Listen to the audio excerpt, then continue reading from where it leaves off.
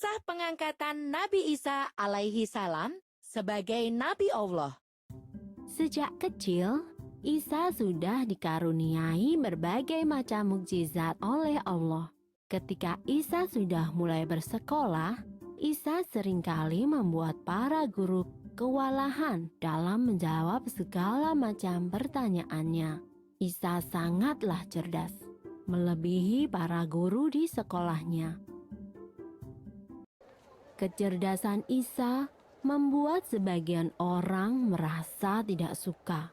Suatu ketika, Isa mendengar suara gaduh dari dalam rumah temannya. Isa tahu bahwa teman-temannya dikurung oleh ibu mereka karena tidak diperbolehkan bermain dengannya. Kemudian Isa pun bertanya, "Suara ribut apakah itu?" Dan para ibu itu menjawab, "Mereka adalah sekumpulan kera dan babi." Mendengar jawaban ibu-ibu itu, Isa pun berdoa kepada Allah agar menjadikan mereka seperti apa yang telah diucapkan, yaitu menjadi kera dan babi. Sejenak kemudian, anak-anak itu pun berubah menjadi kera dan babi. Isa tinggal selama 12 tahun di Mesir bersama ibunya dan juga Yusuf al-Najjar. Kemudian mereka pun kembali ke Palestina dan tinggal di daerah Nazaret. Ketika Isa berumur 30 tahun, Allah mengangkatnya sebagai nabi. Dialah nabi terakhir bagi kaum Bani Israel setelah Nabi Zakaria dan Nabi Yahya dibunuh oleh pasukan Raja Herodes yang bersekutu dengan kaum Bani Israel. Nabi Isa alaihissalam mengajak kaum Bani Israel untuk menyembah pada Allah dan menaati segala aturannya. Sebagai utusan Allah, Nabi Isa mempunyai banyak mukjizat yang semakin menguatkan kedudukannya. Suatu ketika, Nabi Isa membuat burung dari tanah liat, kemudian ia meniupnya. Dan atas izin Allah, patung itu hidup dan berubah menjadi burung sungguhan yang bisa terbang.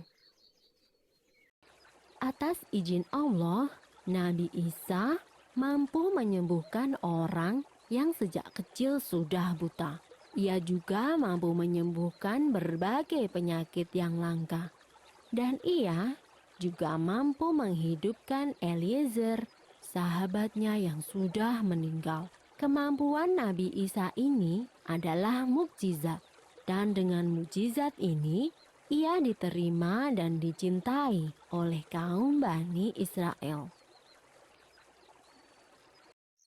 Setiap hari, semakin banyak orang yang menyatakan beriman kepada Nabi Isa. Meskipun demikian, sebagian besar kaum Bani Israel masih tetap sesat dan tidak mau bertaubat. Mereka yang merasa tidak suka pada Nabi Isa berkumpul dan mencari sebuah cara agar Nabi Isa menghentikan dakwahnya dan bergabung dengan di pihak mereka untuk menciptakan pemerintahan yang kuat. Kemudian para pemimpin kaum Bani Israel menawarkan jabatan raja untuk Nabi Isa. Namun sayangnya, tawaran itu ditolak oleh Nabi Isa. Sikap Nabi Isa ini membuat para pemimpin Bani Israel menjadi marah. Mereka berjanji akan mencelakakan Nabi Isa di kemudian hari. Nabi Isa sama sekali tidak takut pada ancaman para pemimpin Bani Israel. Ia tetap menjalankan dakwahnya, mengajak agar orang-orang mau bertaubat dan menyatakan iman kepada Allah saja.